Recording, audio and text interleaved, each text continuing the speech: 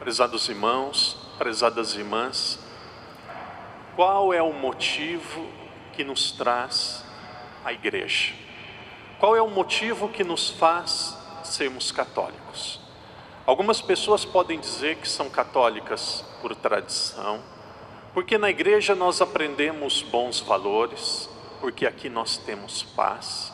Mas eu penso que o verdadeiro motivo, o motivo mais profundo que deve nos trazer à igreja, é porque sendo católicos, sendo cristãos, nós temos um meio muito eficaz para a nossa salvação eterna.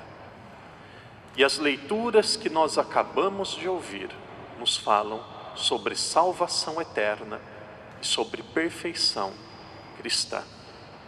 Para nós termos a nossa salvação eterna, o que nós precisamos fazer? A primeira leitura de forma muito clara nos diz sobre sabedoria. Precisamos ser sábios. Para sermos sábios, precisamos ter algumas referências na nossa vida. E a segunda leitura que nós ouvimos nos diz que a referência da nossa vida deve ser a palavra de Deus. Mas a palavra de Deus, Padre, é muito grande. Nós temos 73 livros na Bíblia, 46 no Antigo Testamento, 27 no Novo. O que é mais importante na palavra de Deus? O Evangelho nos diz que são os mandamentos. A história que nós acabamos de ouvir foi belíssima. Enquanto Jesus caminhava com seus apóstolos, um jovem, muito piedoso, de repente ajoelhou-se na frente de Jesus e disse: sábio e bom mestre, o que eu preciso fazer para ter a vida eterna?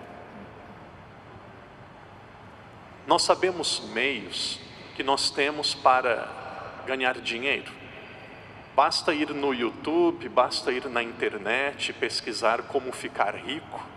Você verá muitos meios e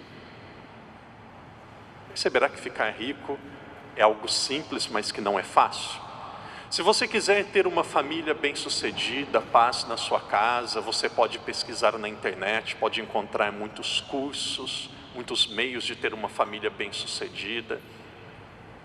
Existem muitas pessoas formadas em autoajuda, que vão dizer a você, se você quer ser feliz, se você quer encontrar a riqueza, a paz, você precisa estar bem com você. E as pessoas falam em autoajuda, mas como que uma pessoa pode se ajudar se essa pessoa não está bem? Eu não acredito em autoajuda, eu acredito em ajuda do alto. Porque quando nós estamos em uma situação complicada, nós precisamos de alguém melhor e maior do que nós para nos ajudar. E vem Jesus e diz, se você quer aquilo que é mais precioso, que é viver para sempre, que é a vida eterna, existe uma chave para isso. E Jesus começou a dizer sobre os mandamentos para aquele jovem. E o primeiro mandamento, Jesus disse, não mates. E ele disse, isso eu já faço desde a minha infância. E aqui entra algo muito importante, matar não significa só tirar a vida física do outro. Matar muitas vezes significa tirar a reputação. Às vezes as pessoas falam assim, padre, não é uma fofoca, é só uma partilha. E aí vai e destrói o outro. Nós estamos matando do mesmo jeito. E o Evangelho é muito claro, não faça para o outro aquilo que você não quer que faça para você. Ter o controle para não destruir os outros é não matar. E ele disse, isso eu já estou vivendo. E vem Jesus e diz, não cometas adultério. Não cometer adultério significa viver o nosso estado de vida. Quem é casado deve viver como casado, quem é solteiro deve viver como solteiro. E ele disse, isso daqui eu já estou vivendo, eu já tenho vivido. Jesus vai adiante, não roubes. Mas eu não tenho roubado. Não levante falso testemunho. Mas eu não testemunho falsamente contra os outros. E Jesus disse, não cometa fraudes. Honre pai e mãe. Se nós quisermos ter a vida eterna, a base, o caminho mais seguro é seguir os mandamentos.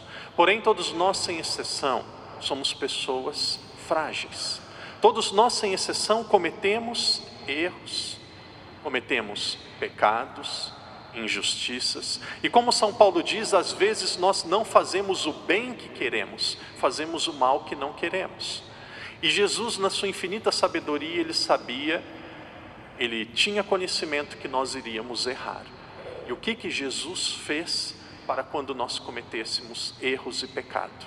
Jesus criou o sacramento da confissão.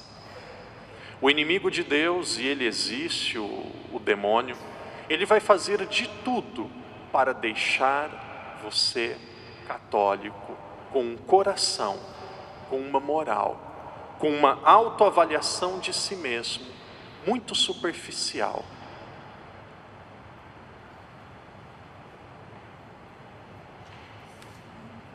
E vai deixar no seu coração um sentimento que tudo está bem, que tudo está correto.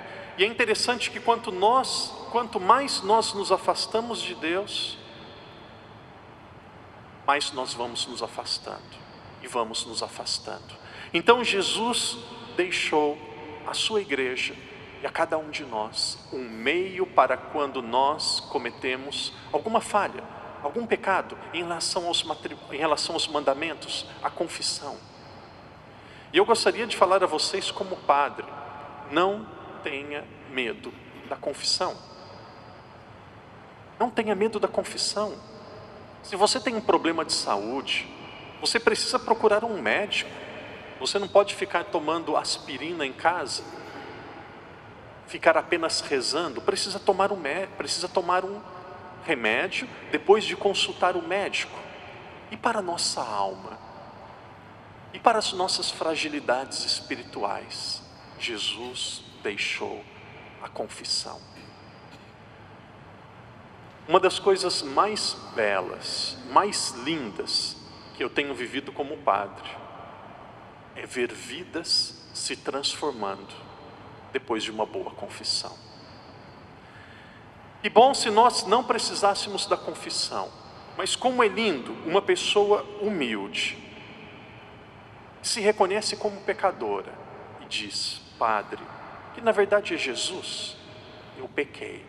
E depois que aquela pessoa abre o coração, confessa os seus pecados e recebe a absolvição, é como se aquela pessoa estivesse nascendo de novo.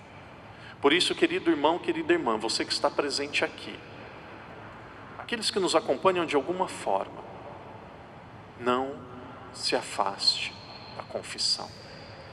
Tem pessoas que dizem: Padre, eu passei 60 anos sem me confessar. Eu me recordo quando eu estava em outra igreja e eu celebrava só missa em chinês. E havia 2 confessionários, o meu e de um padre chinês. E no meu confessionário havia 10, 20, 30, 40 pessoas e muita gente ali esperando para se confessar comigo, nos primeiros meses que eu estava em Macau. E no confessionário do padre chinês, 1, 2, 3, 4 pessoas. E aquilo me deixou alegre, porque eu pensei: as pessoas me recebem bem, as pessoas me tratam bem, as pessoas querem se confessar comigo. De repente chegou uma pessoa no fim da missa, uma grande amiga, e falou: padre, não fica orgulhoso não. As pessoas estão te procurando porque você não entende quase nada em chinês. Então todo mundo fica tranquilo e fala: esse padre não entende nada mesmo, é com esse que eu quero me confessar. Tem mulher que até fala para o marido: padre, bem, vai lá, eu não quero saber de padre, não fala de padre para mim. Mas bem, vai lá, é um padre brasileiro que está só 2 meses aqui, então eu vou. Não importa se o padre entende ou não entende o que você está dizendo. Eu já disse outras vezes sobre confissão, e para mim esse é o pensamento mais lindo que existe sobre confissão. Deus conhece a nossa vida a partir da nossa última confissão. Para nós termos a vida eterna, um dia nós seremos julgados por Deus. O julgamento acontecerá para todo mundo. Quando começará o nosso julgamento? Algumas pessoas vão dizer assim: padre, meu julgamento começará a partir do dia que eu comecei a ter idade da razão, a partir dos 7 anos de idade. E abrindo um parênteses, quem precisa se confessar? Todo mundo que já é batizado a partir dos 7 anos de idade. Não precisa ter a primeira Eucaristia, não. Quem já tem 7 anos já deve se confessar segundo os preceitos da igreja. Então, quem deve se confessar? E alguns vão dizer, a partir dos 7 anos de idade. Outros vão dizer assim, a partir do momento da primeira comunhão. Mas se você quiser ter a vida eterna, quiser se aproximar de Deus,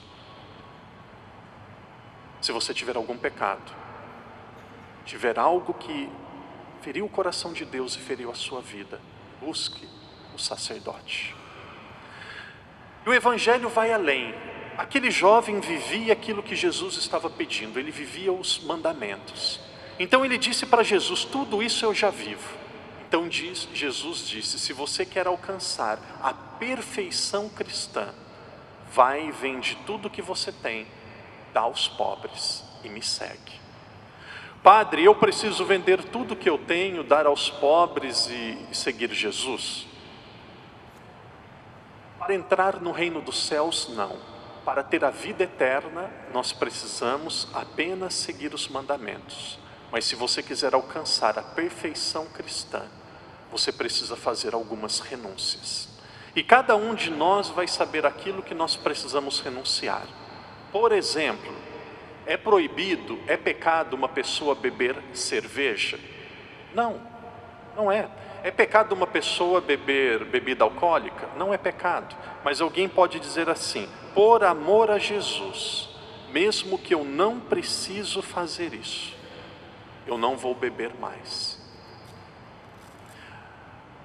Uma pessoa pode dizer, eu sou livre para ter mídia social, mas existe algumas coisas que eu não vou ter mais por amor a Jesus.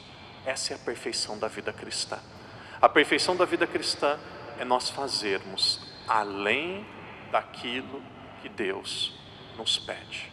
O que nós ganhamos com tudo isso? Nós temos paz. Nós temos a verdadeira felicidade e nós teremos a vida eterna. E eu encerro esta reflexão dizendo, São Pedro disse assim a Jesus, Senhor, tudo isso nós já temos vivido. E Jesus disse, vocês receberão a vida eterna, mas aqui na terra, perseguições. Existem algumas pessoas que pensam que depois de começarem a seguir a Deus, depois de começarem a participar da missa, depois de colocarem os filhos na catequese, tudo vai ser perfeito, vai ser sem dificuldades e nós vamos viver um céu na terra. Jesus não está prometendo provações, dificuldades e cruzes, mas Jesus está dizendo, nós vamos ter dificuldades. Às vezes é um problema de saúde na nossa casa. Às vezes é uma decepção com alguém que nós amamos. Às vezes é um problema financeiro. Um problema de relacionamento. Todos nós, sem exceção, teremos cruzes e dificuldades. Porque as dificuldades e as cruzes nos fazem pessoas mais humanas, mais compreensíveis, mais misericordiosas e mais humildes. Enfrente a sua cruz, o seu desafio, aquilo que machuca o seu coração, aquilo que é pesado e duro, com serenidade e com fé. E tenha certeza, Deus nos acompanha, Deus está conosco, Deus não nos abandona. Irmãos e irmãs, em silêncio, façamos agora a nossa oração. Em silêncio, converse agora com Deus. Deus nos diz, Jesus nos diz no Evangelho de hoje da perfeição cristã e da vida eterna. Te pedimos, Jesus, a graça de vivermos os mandamentos. Estes mandamentos em relação ao nosso próximo. Nos conceda, Jesus, a graça de sermos pessoas honestas, corretas, de vivermos os ensinamentos da igreja. Mas não apenas isto, de sermos pessoas ousadas e renunciarmos coisas, situações, realidades que nos afastam de Ti. Ajudai-me, Jesus, a fazer todos os dias ou todas as semanas um bom exame de consciência. Ser humilde de pedir perdão pelos meus pecados.